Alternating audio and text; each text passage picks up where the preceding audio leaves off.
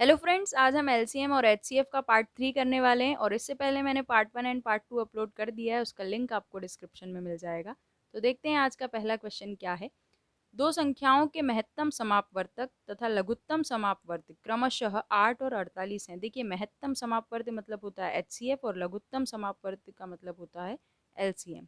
तो यहाँ पर आपको एलसीएम और एचसीएफ दिया हुआ है। यदि इनमें से एक संख्या 24 है, पहली जो संख्या है 24 है, दूसरी आपको निकालनी है और दोनों का एलसीएम और एचसीएफ हमें दिया हुआ है।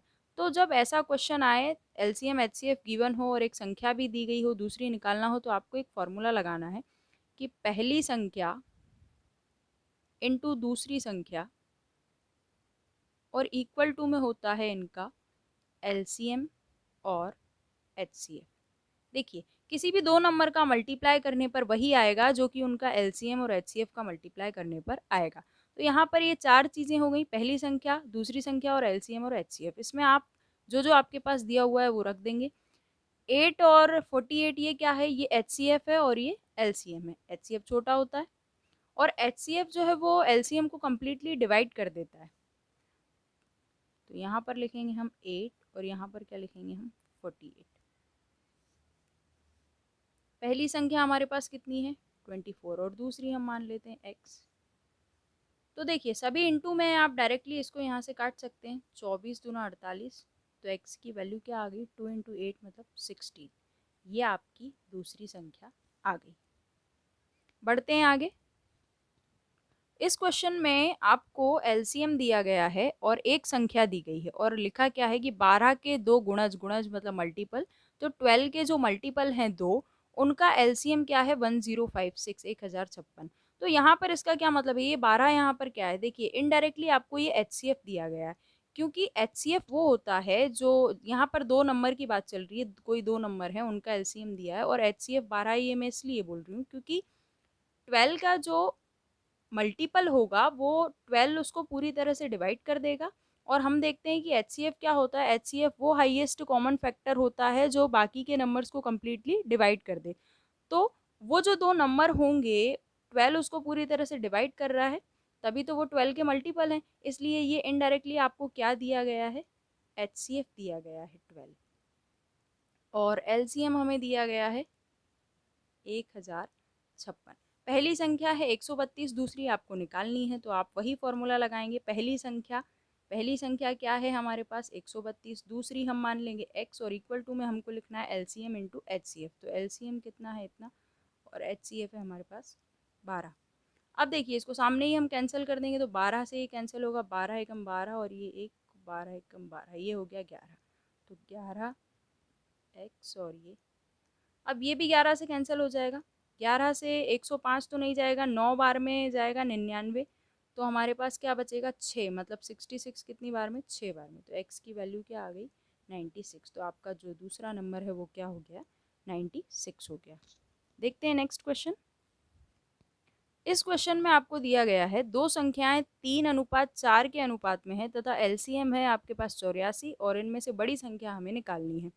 तो देखिए, जब भी आपको रेशो में दें, रेशो में कोई दो संख्याओं का रेशो दिया गया है तो संख्याएं आपको माननी पड़ेंगी। क्या मानेंगे हम, एक मान लेंगे 3x, पहली वाली संख्या हम मान लेंगे 3x और दूसरी हम मान लेंगे 4x। जब ये दो संख्याएं मेरे पास हैं तो इनका एलसीएम आपको 84 दिया हुआ है। एलसीएम होता क्या है, लोएस्ट कॉमन मल्टीपल। मतलब ये जो दो संख्याएं हैं इनमें से आपको कॉमन चीज़ एक बार लिखनी है। कॉमन क्या है, देखिए दोनों के पास x है तो ये एक बार लिख देंगे हम, और 3 और 4 का मल्टीप्लाई कर देंगे तो कितना हो जाएगा 12x। ये इसका क्या हो गया एलसीएम, बट एलसीएम हमें दिया हुआ है कितना 84। तो आप x की वैल्यू यहाँ से निकालेंगे तो 12 से 7 बार में कैंसिल हो जाएगा, 12 7 84। तो x की वैल्यू क्या आई 7 आई। बट हमसे क्या पूछा है, बड़ी संख्या।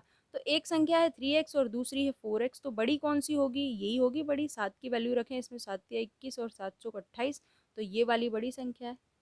तो आपकी बड़ी संख्या क्या आ गई 4 इंटू 7 28। और अगर छोटी पूछी जाती तो क्या आ जाती, यहाँ पर आप 7 रख देते तो 7 और 3 कितना हो जाता, इंटू करते तो 21 हो जाता, तो वो आपकी छोटी संख्या हो जाती। नेक्स्ट क्वेश्चन देख लेते हैं। दो संख्याओं का एलसीएम 120 है। आपको दो नंबर का एलसीएम दिया गया है और बोला गया है कि कौन सी संख्या इनका एचसीएफ नहीं हो सकती। तो देखिए एचसीएफ वही होता है जो एलसीएम को पूरी तरह से डिवाइड कर दे। एचसीएफ में हम देखते हैं कि जो नंबर्स हैं जिनका एचसीएफ हमको निकालना है, वो एचसीएफ उन सभी का क्या होता है, कॉमन फैक्टर होता है, एक हाईएस्ट कॉमन फैक्टर होता है, और वो जब उनका फैक्टर है मतलब उन नंबर्स को पूरी तरह से डिवाइड कर ही देगा।